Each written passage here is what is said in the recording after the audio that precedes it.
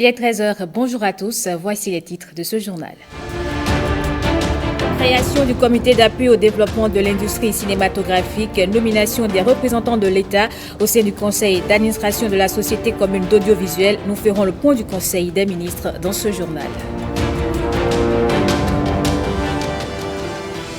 Les dépôts de candidatures sont bouclés à la Commission électorale nationale autonome. 8 partis politiques ont pu déposer leur dossier pour les législatives de 2023. Marcel Arrossi les a suivis de bout en bout.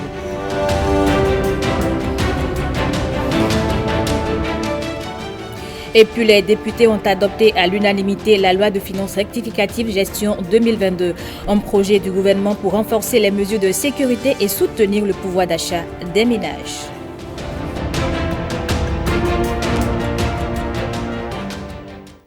Bonjour à tous et bienvenue dans ce 13h. On ouvre avec le compte-rendu du Conseil des ministres. Les membres du gouvernement ont décidé de la création du comité d'appui au développement de l'industrie cinématographique et procédé à la nomination des représentants de l'État au sein du conseil d'administration de la société commune d'audiovisuel. On fait le point avec le porte-parole du gouvernement.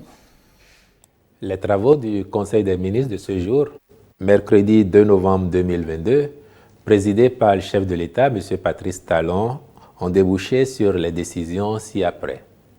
Au titre des mesures normatives, en point 1, création du comité d'appui au développement de l'industrie cinématographique.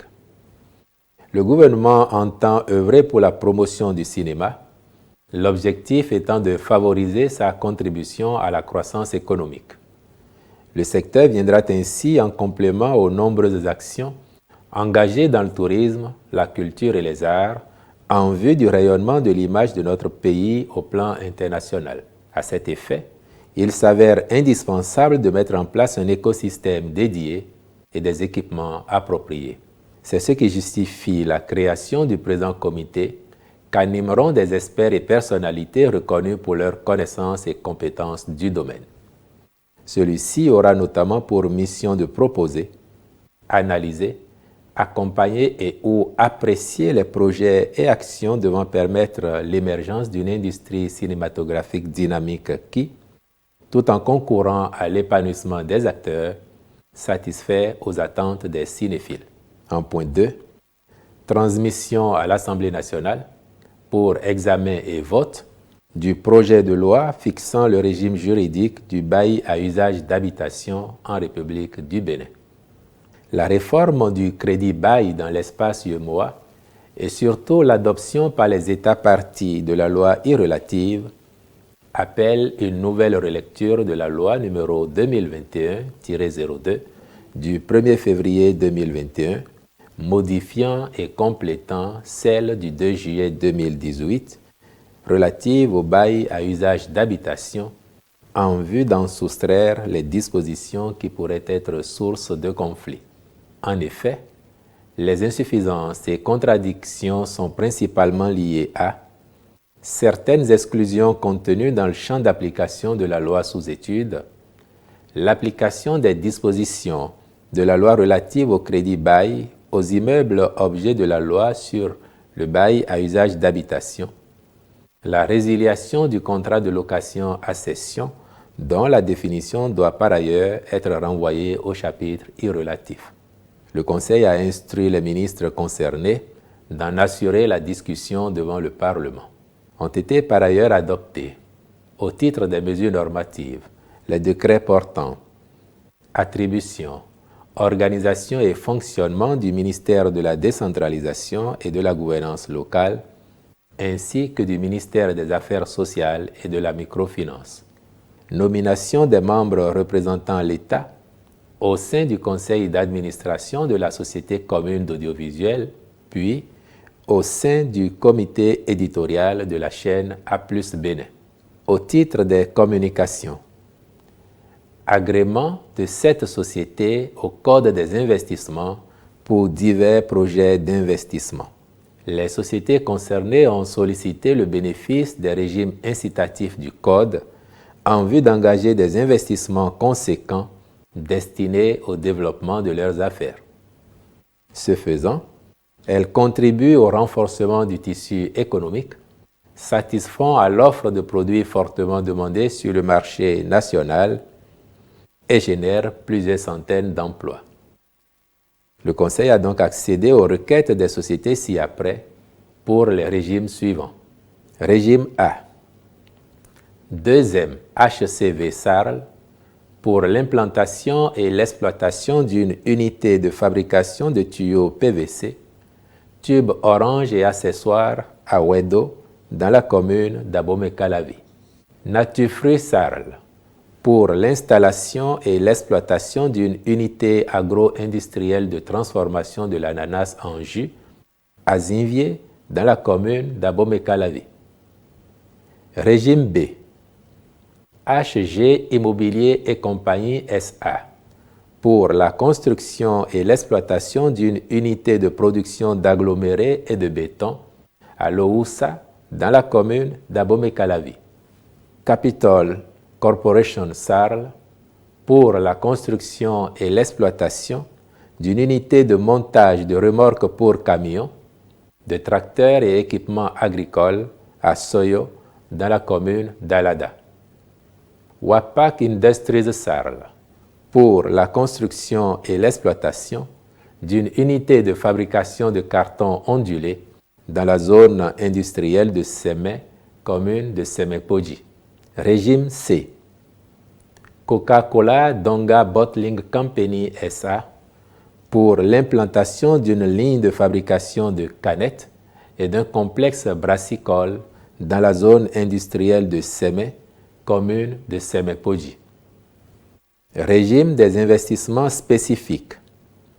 Société de services médicaux et de laboratoires, SOSMEL SA, pour la construction d'un complexe médical au quartier Gbedjewen dans la commune de Cotonou.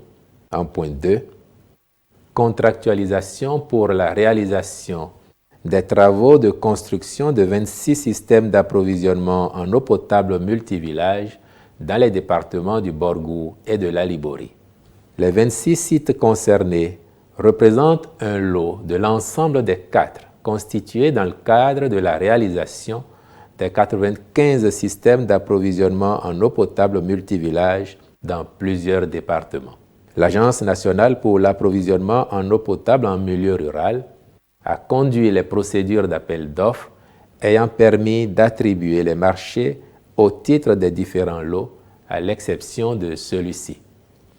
Afin d'éviter tout retard dans les délais fixés pour l'atteinte de l'objectif de l'accès universel à l'eau potable dans notre pays, elle a sollicité l'autorisation du Conseil des ministres pour contractualiser avec une entreprise qui a déjà fait ses preuves antérieurement. Le Conseil a donc marqué son accord pour que les départements du Borgou et de la Libori soient également pris en compte en même temps que tous les autres pour la réalisation des systèmes d'approvisionnement en eau potable multivillage dans leur globalité. Le ministre de l'Eau et des Mines, en collaboration avec le ministre de l'Économie et des Finances, accomplira les diligences nécessaires pour le démarrage des travaux et leur bonne conduite conformément au cahier des charges, au titre des rencontres et manifestations internationales. Le Conseil a autorisé la participation du Bénin à la 43e session du Conseil des ministres et à la 13e réunion ordinaire du Conseil exécutif de l'Organisation des producteurs de pétrole africains les 3 et 4 novembre 2022 à Luanda, en Angola. La 51e session du Conseil d'administration de l'École inter-État des sciences et médecine vétérinaire de Dakar du 7 au 11 novembre 2022 à Niamey au Niger, ainsi que l'organisation à Cotonou du 7 au 11 novembre 2022 de la réunion des ministres chargés de l'économie numérique de l'UEMOA, puis du 8 au 16 décembre 2022 du 8e colloque Espace mathématique francophone. Enfin, au titre des mesures individuelles, les nominations suivantes ont été prononcées. Au ministère de la Justice et de la Législation, Conseil technique à la formation continue, M. Fiacre Sourou Loko Humpati. Conseil technique à la modernisation des services judiciaires, M. Désiré Soupo, directeur adjoint de la planification, de l'administration et des finances, M. Stanislas Alagbe. Au ministère du Cadre de vie et du Développement durable, directeur adjoint de la planification, de l'administration et des finances, M. Louis Sourou Bossa. Au ministère de la Santé, directeur des systèmes d'information, M. Félicien Jean de Dieu C. Benoutin Badé. Au ministère des Enseignements maternels et primaires, conseil technique juridique, M. Adebo Andoche Alfadel Adeyinka. Conseil technique aux affaires administratives et sociales, M. Sani Idrissou. Au ministère de l'Énergie, directeur des systèmes d'information, Madame Eunice France Eurydice Pedro, je vous remercie. Hier à minuit, la Commission électorale nationale autonome a procédé à la clôture des dépôts de dossiers pour les législatives de 2023. Au total, 8 partis politiques ont pu déposer les candidatures. La FCBE en premier et l'UDBN à 15 minutes de la clôture. Marcel Arrossi et Bernol Djogwe les ont suivis. Nous n'avons pas manqué de nous séparer de certains. Derrière la FCBE, aperçue en pleine journée, c'est à 21h que l'Union progressiste Le Renouveau se pointe avec sa caisse de dossiers.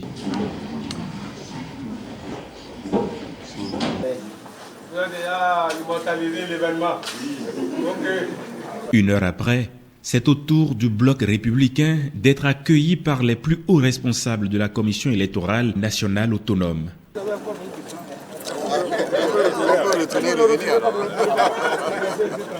Juste derrière, 5 autres partis vont défiler de 22h30 à 15 minutes de la clôture. La Nouvelle Force Nationale, Moël Bénin, les démocrates, le Mouvement populaire de libération et l'Union démocratique pour un Bénin nouveau. À minuit, le portail fermé annonce la longueur de la nuit au sein de la Sénat.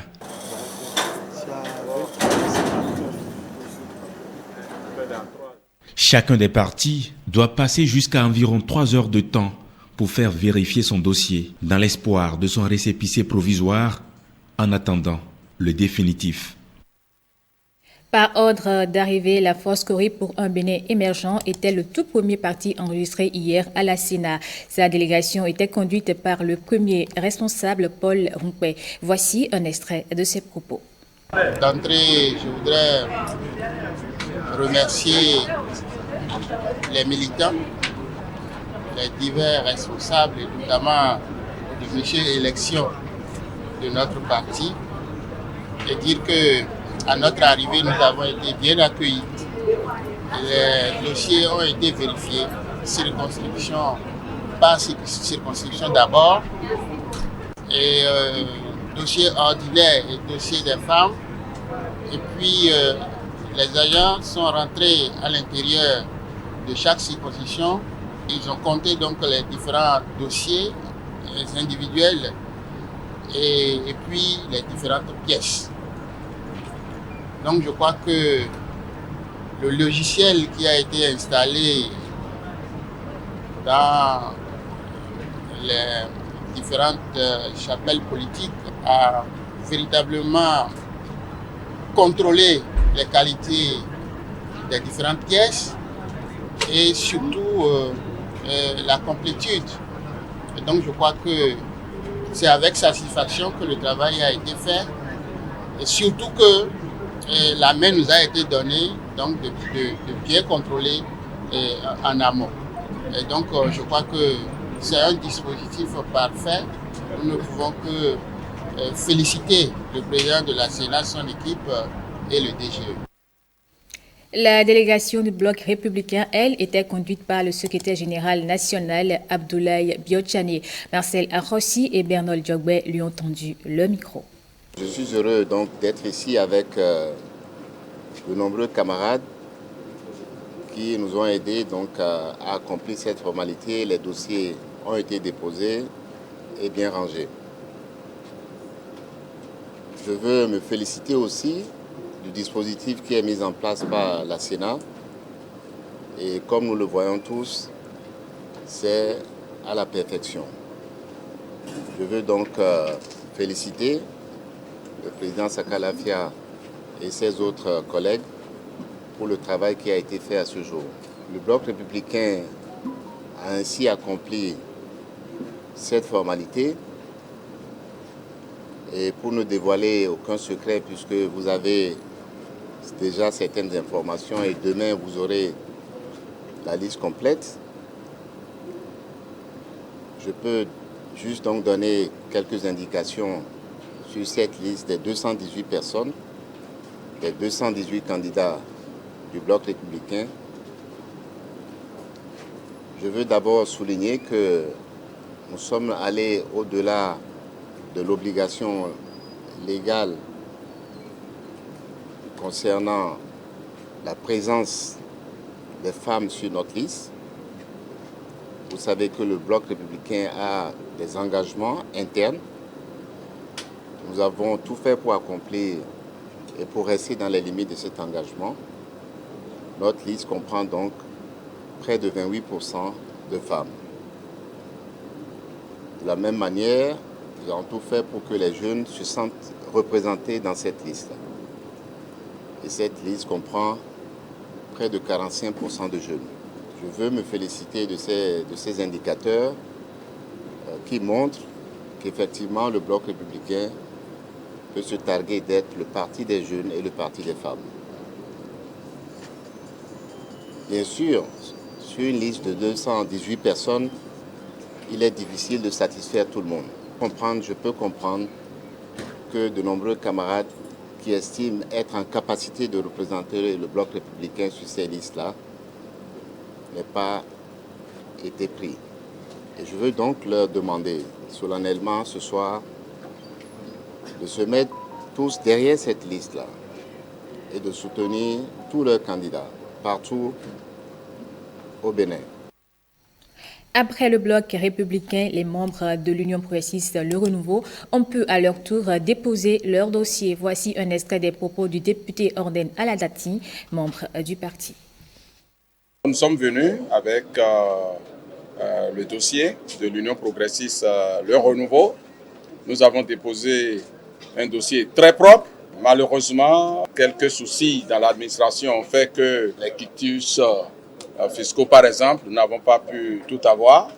Bon, ça n'empêche pas à cette étape-là le dossier d'être validé. Donc ce dossier est propre en attendant que l'administration continue de se plier en quatre pour que nous ayons le reste des quitus fiscaux que nous n'avons pas reçus.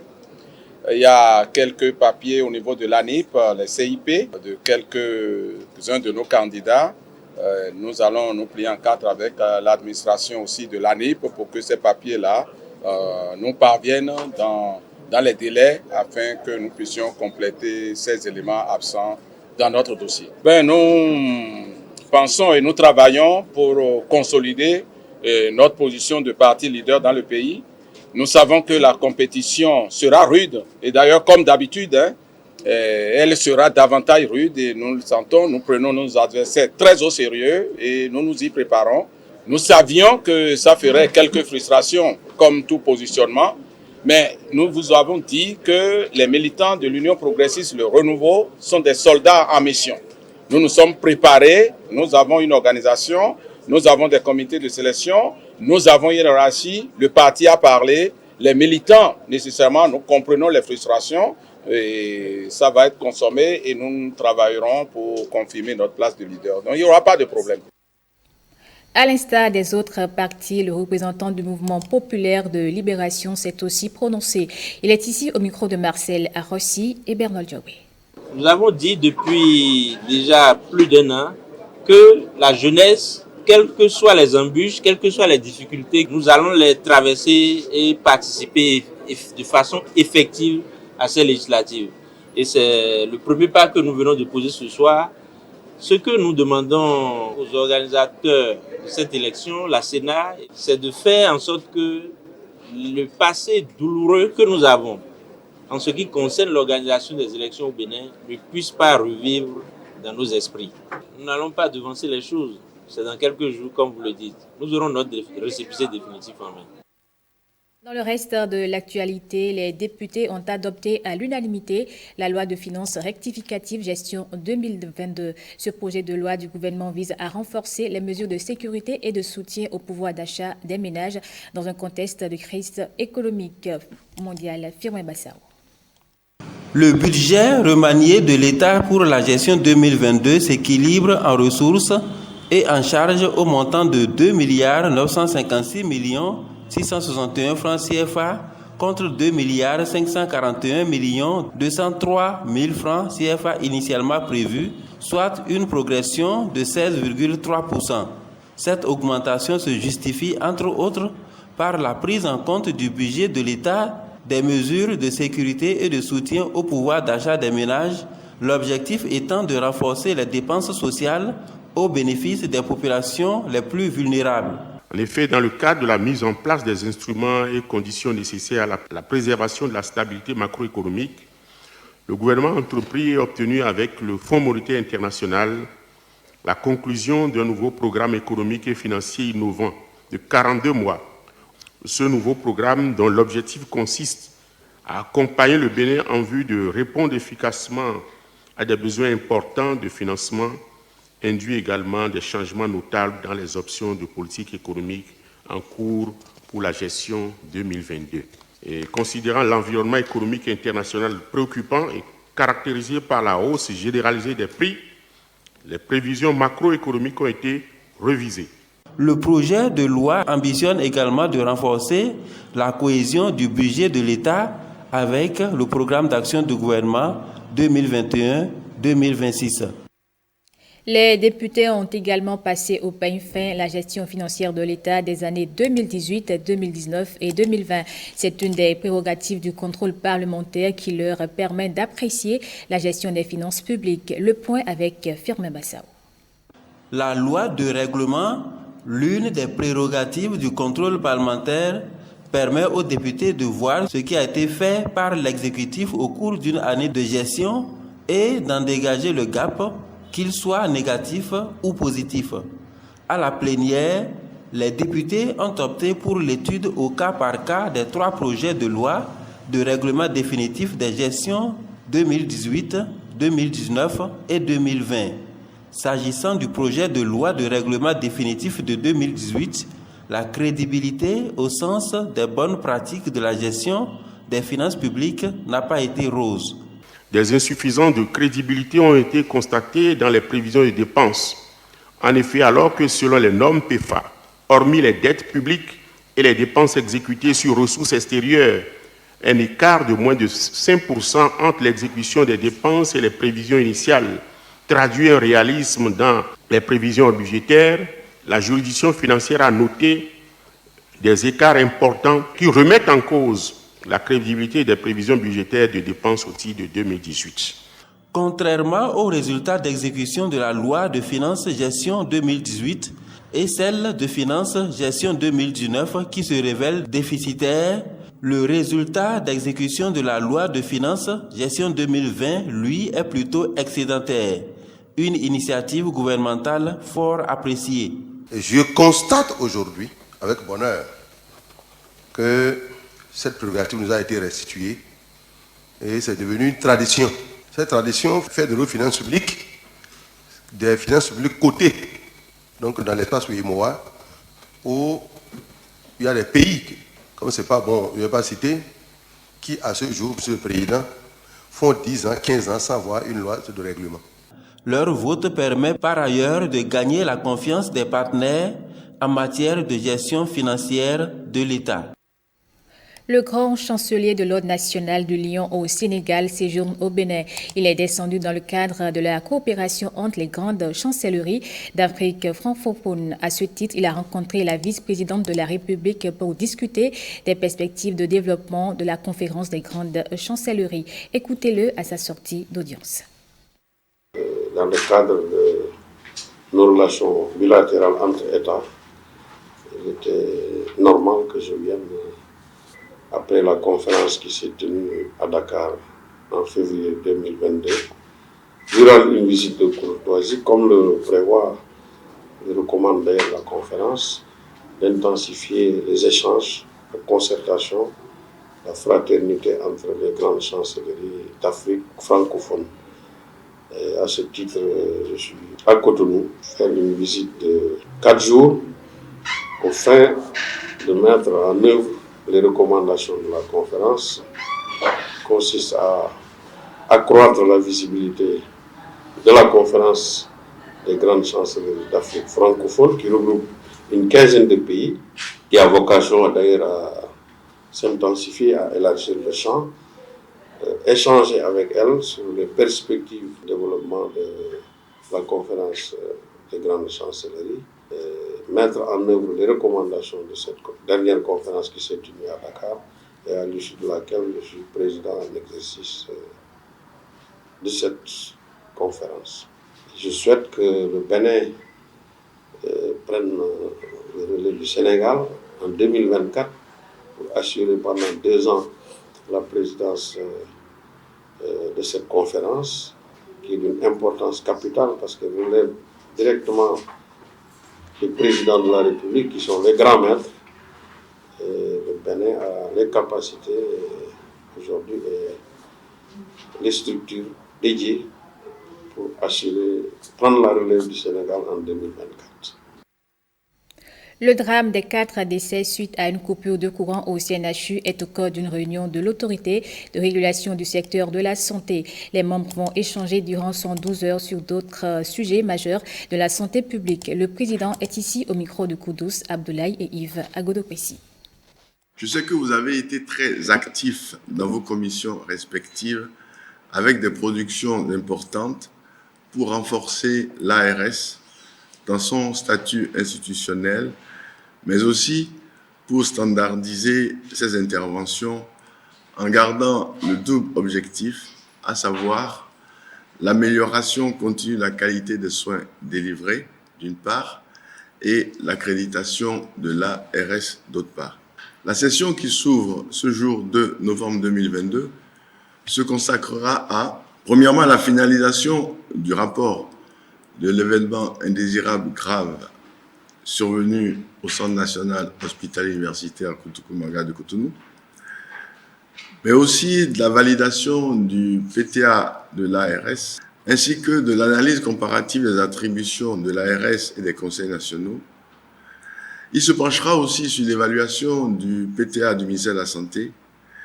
Nous aurons aussi à parler de la sécurité des données de l'autorité de régulation de la santé et du choix des outils de communication à utiliser.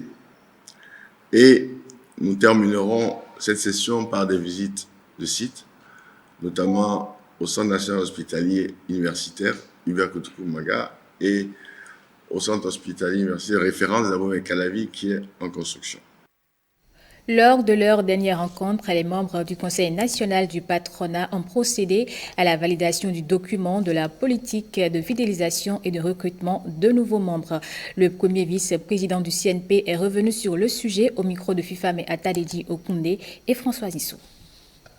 Au sein du patronat du Bénin, depuis quelques mois, nous avons procédé au toilettage des textes, nous avons refait de nouvelles élections et sous l'impulsion de M. Kotigan, le président du patronat, eh bien, on est en train de mettre en place une nouvelle stratégie pour véritablement développer notre association.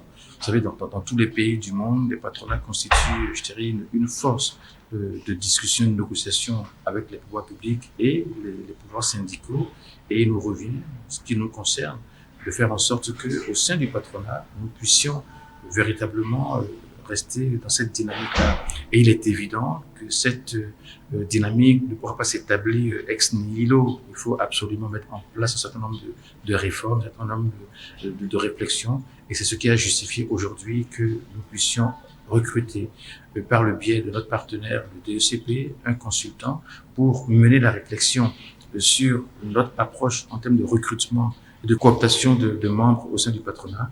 Et c'est ce qui a justifié notre présence ici aujourd'hui, parce que plus il y aura des membres dans notre association, plus on sera présent sur l'échiquier économique. Ce qui est attendu, c'est de développer des approches nouvelles, des stratégies nouvelles pour permettre à toutes les catégories socio-professionnelles du Bénin d'adhérer au CNP, parce que malheureusement, les gens pensent que le patronat du Bénin est un environnement de grosses entreprises, ce qui n'en est absolument rien.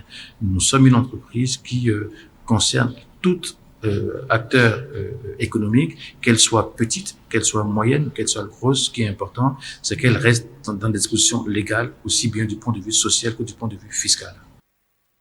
Le Centre de développement des engrais a célébré 20 ans. Au menu de la célébration, panel de communication et journée portes ouvertes.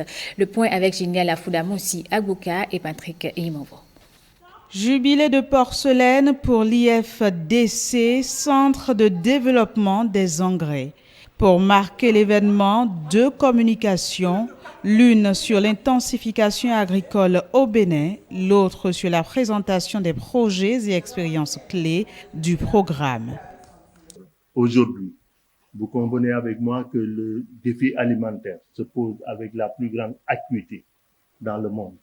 Au-delà de notre continent, ça a une dimension globale. Et produire plus est devenu une nécessité. Et produire plus passe par une intensification de la production sur des unités foncières qui diminuent avec beaucoup de raisons, donc notamment l'action de l'homme sur la nature. Sont également prévues des journées portes ouvertes pour faire découvrir et redécouvrir les produits de l'IFDC au grand public. La première phase qui se fera à Cotonou va se dérouler au niveau du Palais des Congrès. En deuxième phase, nous allons aller à Parakou pour organiser le lancement officiel du programme ACMA 3. Tout ça prend fait justement à Parakou, où nous ferons le lancement officiel du programme ACMA 3, financé par le Royaume des Pays-Bas, pour un montant total de 20 millions d'euros. En 2 décennies, l'IFDC a impacté plus de 100 000 agriculteurs. Le projet promeut le développement économique local basé sur l'agriculture. Les chrétiens catholiques de la commune de Kandy ont célébré ce 1er novembre la fête de Toussaint. Ce sont des moments de prière et d'exhortation pour honorer les défunts. Une équipe de la rédaction a assisté à la messe dite à leur intention. Giscard Akovi et Pierrette Adayossi. Nous voici rassemblés devant toi et dans la communion de toute l'Église, nous célébrons le jour consacré à la mémoire de tous les saints. C'est l'une des célébrations eucharistiques de ce 1er novembre ici à l'église catholique Notre-Dame du Mont-Carmel de Kandy. Principale intention, la célébration de la Toussaint. 1er novembre, date retenue par les chrétiens catholiques du monde entier pour célébrer la solennité des saints. Célébrer les saints qui nous ont précédés nous rappelle aussi un peu leur vie. Et que nous aussi, en pèlerinage ici, nous avons ces modèles comme référence qui peuvent nous orienter, nous guider et savoir aussi que nous aussi, nous pouvons vivre comme eux. Chaque fois, ça me permet de faire l'effort de mettre mes pas, surtout dans les pas de la Vierge Marie. Parce que si j'arrive à mettre mes pas dans les pas de la Vierge Marie, je crois que je vais atteindre l'objectif. En réalité, nos parents avec qui nous avons vécu et qui sont aujourd'hui au-delà, c'est ceux-là qui sont nos saints et que nous devons commémorer, nous devons les vénérer à chaque moment de notre vie chrétienne.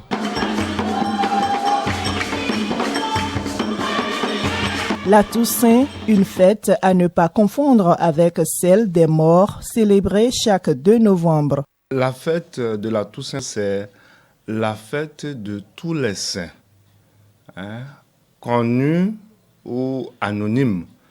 Mais la fête des défunts, c'est la fête de la commémoration de tous ceux qui nous ont déjà quittés. Ceux qui nous ont précédés, nous les vivants, nous pouvons encore prier pour eux.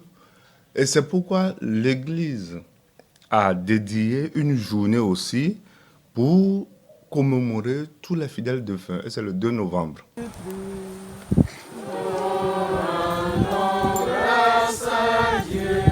Instant de recueillement et bénédiction des tombes ont mis fin à cette célébration. Sport à présent, la phase finale du tournoi de football organisé au profit de la jeunesse de Malanville a connu son épilogue. Dimanche dernier, l'équipe de Malanville 2 a remporté la finale face à son adversaire de Médécali. Le point avec Giscard Akpovi et Pierrette Anayossi.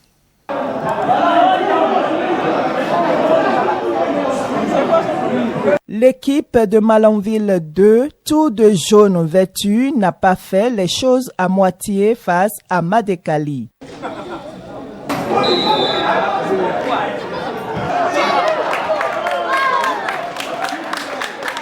Victoire sans bavure, 5 buts à 2 pour enlever le trophée géant de ce tournoi amical de football à Malanville. Ce qui m'anime en ce moment, c'est la joie. On est fiers vraiment d'être l'équipe championne. Mais l'essentiel, c'était quoi? C'est l'amour entre nous. Le ballon, c'est un sport pour plaisir. Ce n'est pas pour bagarre. Pour que demain, nous serons ensemble. Dénommé la paix et la cohésion sociale, ce tournoi de football a pour objectif de faire régner la cohésion sociale au sein de la jeunesse de Malanville face à l'insécurité qui sévit dans la région. Timidement, nous sommes en train d'atteindre notre objectif, qui est de ne pas avoir de la violence autour du jeu. Après ceci, nous allons faire l'évaluation et tirer les leçons de l'organisation pour une édition future, on puisse bien s'appesantir sur les ratés pour mieux nous améliorer. Chaque équipe est repartie avec des trophées, des jeux de maillots et des ballons. Et voilà qui met un thème à cette édition du journal. Merci à vous de l'avoir suivi. Je vous retrouve à 19h avec plaisir.